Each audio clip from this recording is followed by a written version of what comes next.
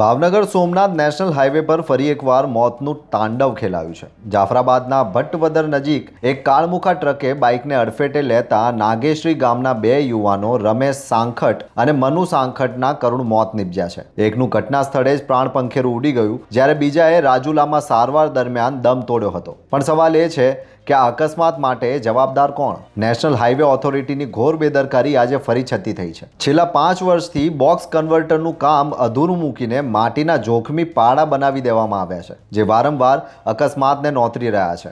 Bhavnagar Somnath national highway ઓથોરિટીની આ ઘોર બેદરકારી આજે પણ સામે આવી છે। એવું છે કે જાફરાબાદ તાલુકાના ભટ્ટવદર નજીક માટીના પાળા છે, જે માટીના પાળા બંને સાઈડ આવેલા છે।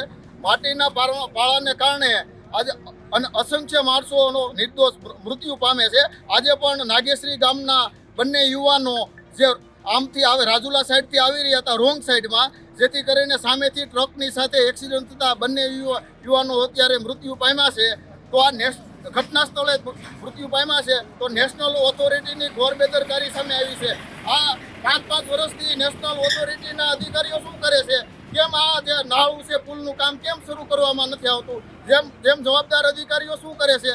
કેમ આ કામ ચાલુ કરવામાં? તો નિર્દોષ માણસોનો ભોગ લેવાય છે માટીઓના કાળાને, જેથી કરીને સાંસદ શ્રી ભરતભાઈ સુતરિયા અને અનેક રાજકીય આગેવાનોને નમ્ર વિનંતી છે કે જેથી કરીને તાત્કાલિક આ માટીના પાળાઓ જે અત્યારે ભટ્ટવદર નજીક છે અને જાફરાબાદ તાલુકાના સેલણા નજીક માટીના પાળાઓ છે, બે હટાવવામાં આવે અને તાત્કાલિક કામ ચાલુ કરવામાં આવે। જો હવે પછી કામ નહીં કરવામાં આવે તો બાલાની વાવ, કાગવદર, ભટ્ટવદર ગામના સરપંચો 10 દિવસમાં નેશનલ ઓથોરિટીની સામે અને હાઈવે બંધ કરશે, તેની તમામ જવાબદારી નેશનલ ઓથોરિટીના અધિકારીઓની થશે।